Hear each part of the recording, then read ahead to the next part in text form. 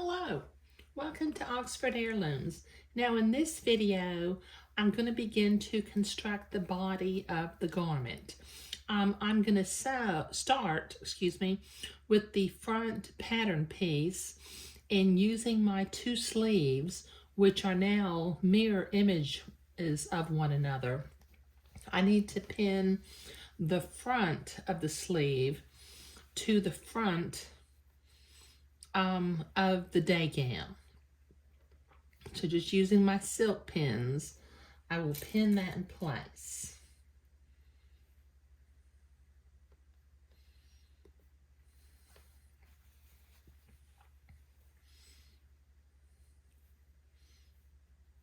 Okay, come down here to the bottom of the sleeve and pin it also.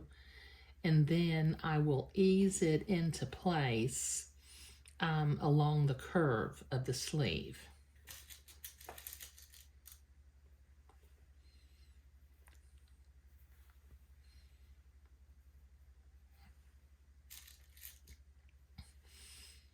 Okay, I have my machine set for a straight stitch, and what I'm going to do is I'm going to sew from the side where I can see the smocking, because what I want to do is when I get to the smocking, I want to sew my seam as close as possible to the smocking so there's not a lot of blank space in between there. But I'm going to start with about 1/4 of an inch seam allowance. And after I get this seam sewn, I'm going to zigzag the edges together.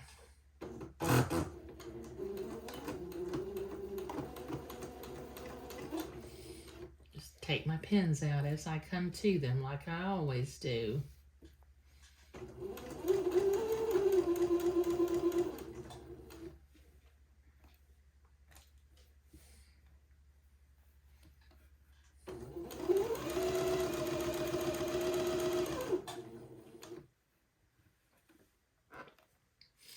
Now, as I get close to the smocking, because I took the pleating thread out as close as possible to 1/4 of an inch, I actually have a little bit more than 1/4 of an inch for my seam allowance. But I'm going to sew as close as possible to where the smocking stops.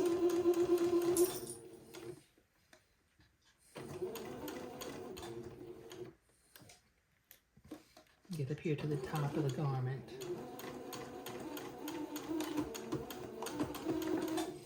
Okay. Clip my threads. Okay, so when I open it up, see I've got that front seam, particularly up at the top, it's close to the smocking. It may get a little bit farther away as it goes to the bottom of the smocking, but just try to maintain a small seam allowance. Now I'm going to go back, I'm going to go ahead and do this now. I'm going to go back and change my machine to a zigzag. I don't need too wide of a stitch. So I'm going to zigzag that seam together. Since I'm not doing a French seam, I'm going to finish the seam off with a zigzag.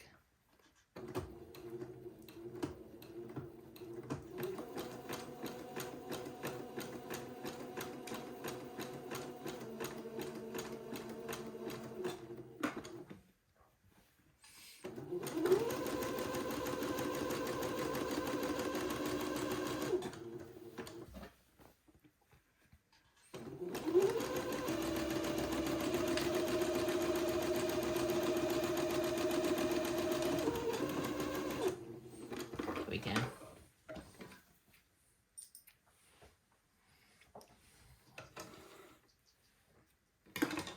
Okay, now I need to repeat that process for the other sleeve, matching up the front of the sleeve with the front of the pattern piece.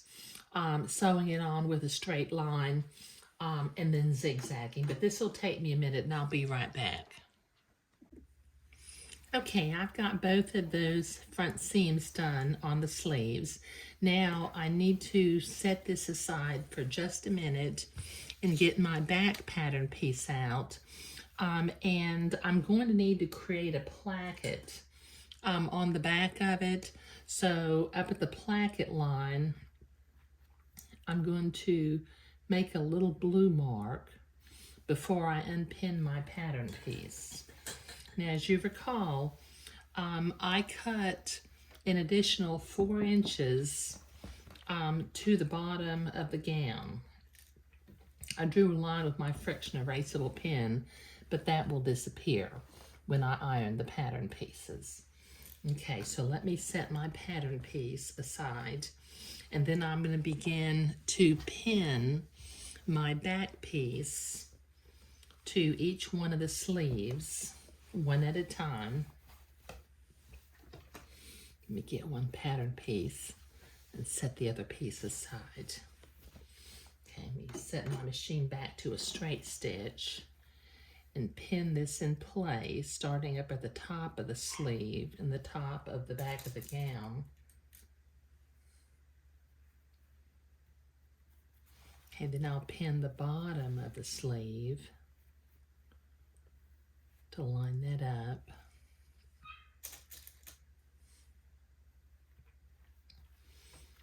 And then I will ease the fabric in along the curve of the sleeve.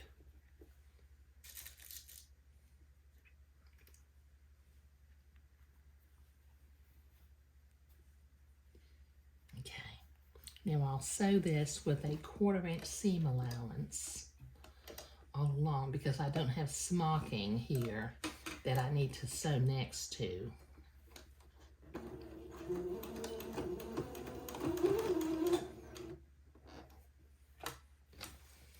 Take my pins out as I come to them.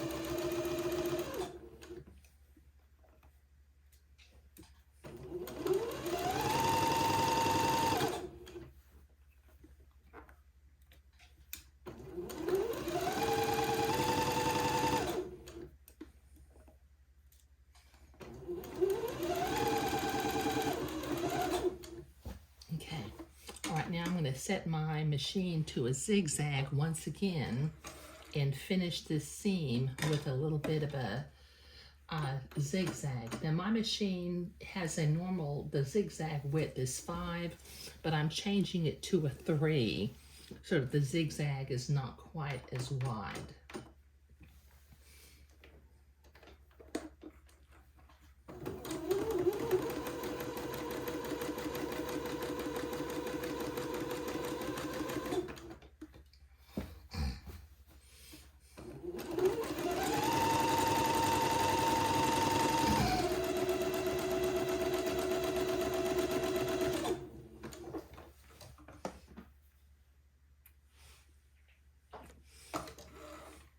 Okay, all right, so I've got the seam sewn on one side.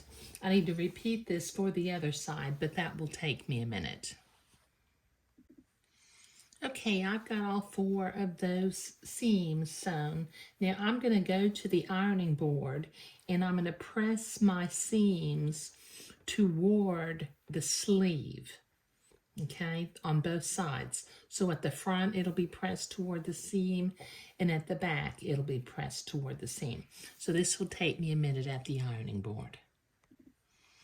Okay, that's all nicely pressed. Now, along the back seam of the gown, I'm going to pin it into place so that I can create a French seam that will end at the little blue marks that I marked for the placket.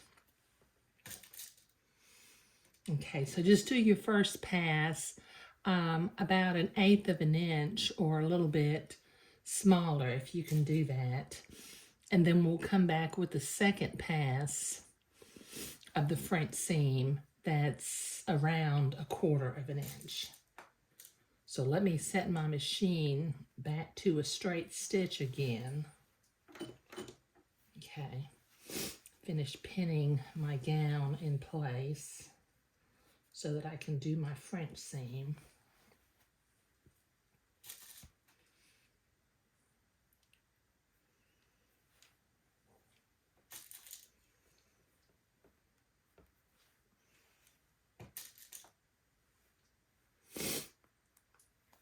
Okay, now starting up here at the little blue mark, I'm going to go backward and forward a couple of stitches to anchor this into place.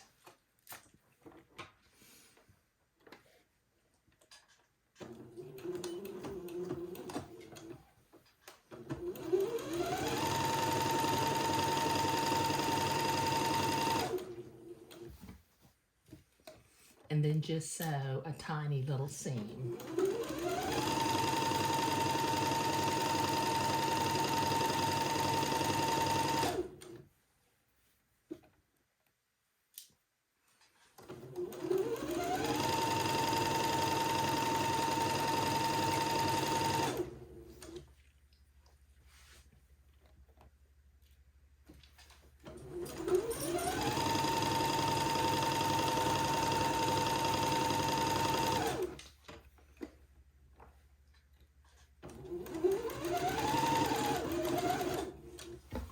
Okay, let me clip my threads.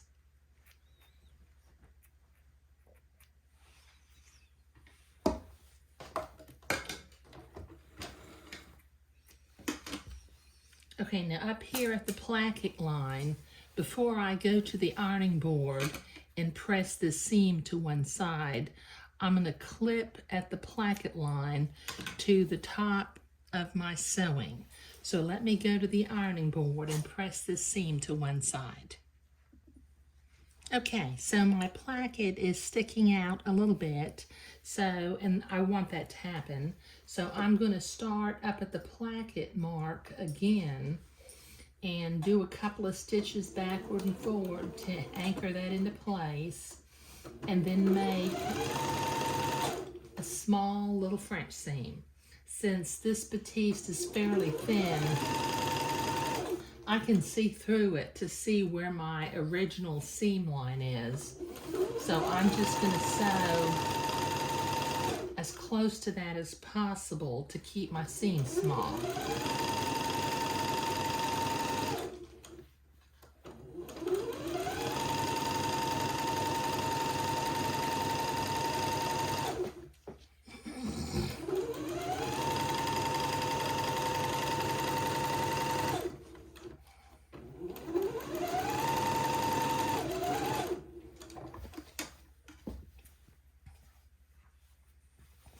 Let me clip my threads.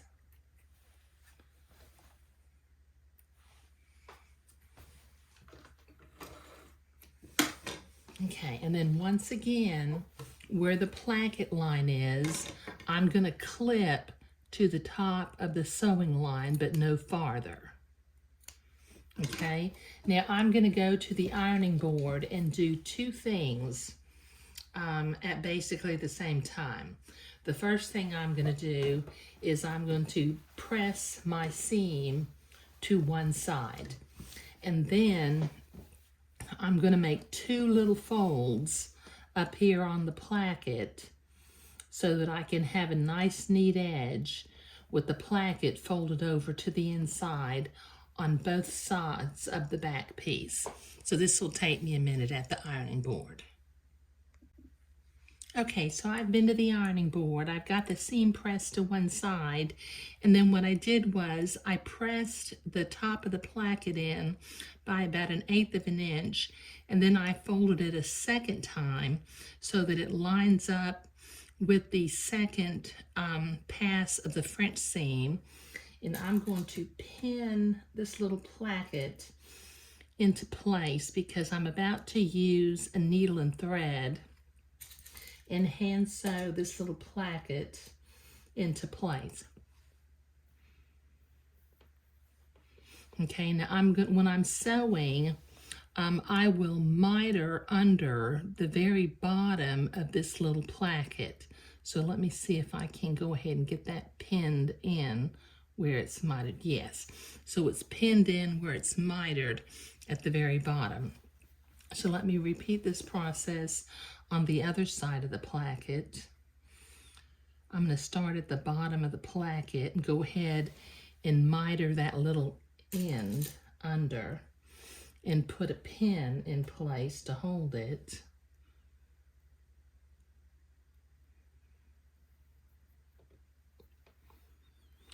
And then pin the placket, put a couple more pins in.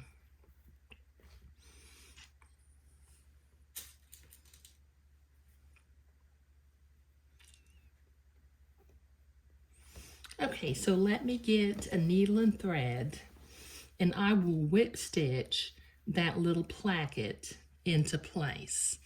And you see what I've done there? So I need to get a needle. I've got my needles here, but I need to put some thread in my needle and whip stitch that. Now, if you would rather do a blind stitch rather than whip stitch, that's perfectly fine. And this little placket is so narrow that you know, I don't like trying to sew it with a sewing machine because, you know, the little line may waver around. But I'll be right back after I get this whip stitched.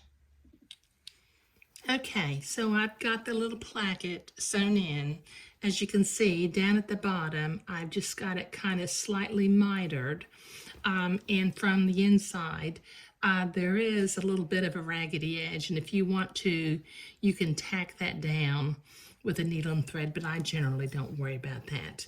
Okay, now over on each of the side seams, I need to create French seams.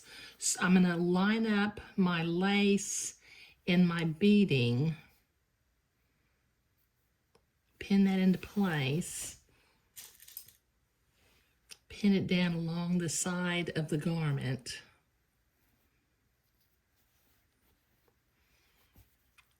Fold my two seams toward the sleeve as I pin them together.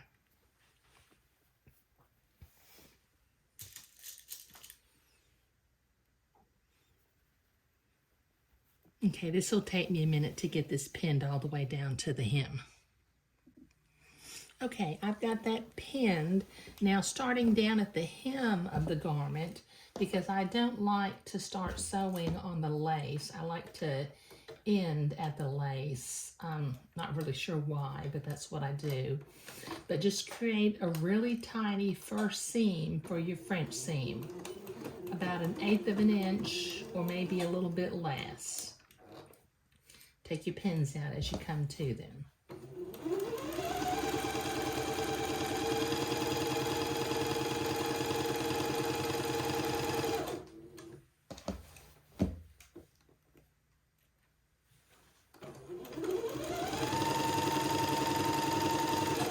Okay, this will take me a minute to do the first pass of the French seams on both sides of the gown.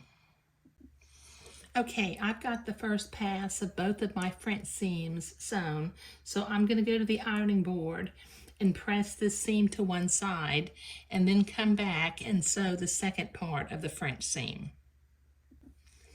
Okay, I've been to the ironing board, so now using a small seam allowance, like I said before, you can kind of see the first seam through the batiste because the batiste is so thin. But just try to make as small of a seam as possible for the second pass of your French seam.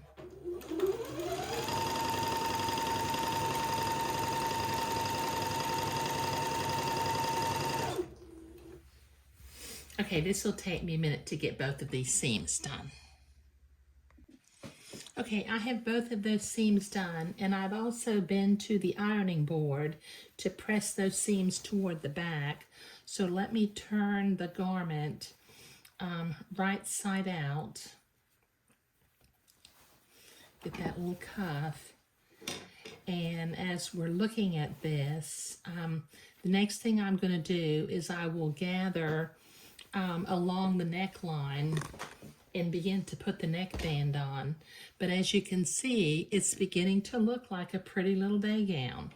Okay, now, like I said, I won't finish the smocking until after I get the neckband sewed on. But in this video, trim a couple little threads, we were constructing the body of the garment. We started by sewing the sleeves on, then doing the back seam and the back placket, and then the side seams with French seams. But thank you.